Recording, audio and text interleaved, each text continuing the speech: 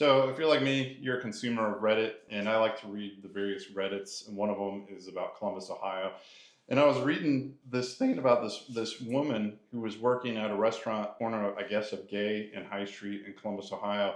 And on October 3rd of 2025, she was checking on her customers outside on the patio, and this individual who was kind of circling the area came up, punched her 3 or 4 times, and she suffered fairly significant, head injury. And most notably, I guess her two front teeth had been knocked out. And there were a few things that are interesting about this. Not really interesting, this is a horrifying thing, but apparently this individual, they ended up finding the guy who committed this assault later. And this, I guess, this was the fifth assault this gentleman had committed in Franklin County, which, begs the question, why is this guy still on the street? But nevertheless, one thing I was keyed into as a workers' comp attorney was, and being sympathetic towards this woman, and the fact that she was having a lot of difficulty finding a tooth surgeon or a dental surgeon, because apparently she was going to need a lot of dental work, like a root canal. She was going to have to get implants to fix her two front teeth that were knocked out by this idiot.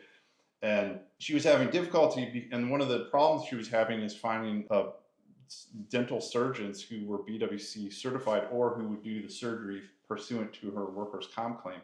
And apparently, at least in Franklin County or Central Ohio, the only providers that will do this sort of thing, I guess, is OSU, the dental providers at OSU.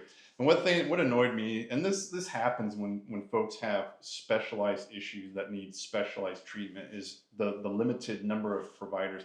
And what annoys me is that the Ohio BWC has, this fund is like $20 billion. And could they not use some of this money to enroll and educate providers and motivate providers to get enlisted as Ohio BWC certified providers, and educate them on how to bill the treatment that they're doing through a claimant's workers' comp claim? It doesn't seem like a crazy thing to me to split off a little bit of that money to do that. And the other issue that she had was she has post-traumatic stress syndrome because of this. And she was having pushback because in order to get treatment for PTSD, you have to have a PTSD allowed in your claim. In order to get PTSD allowed in your claim, you have to have a psych val. You have to jump through a billion hoops until you get the treatment. And can the BWC just have presumptive treatment for people who suffer from incredibly stressful things that would lead to PTSD? I don't know. I think it's not unreasonable. I think the BWC should. So please, Ohio BWC, be a little bit more generous with the $20 billion that you have.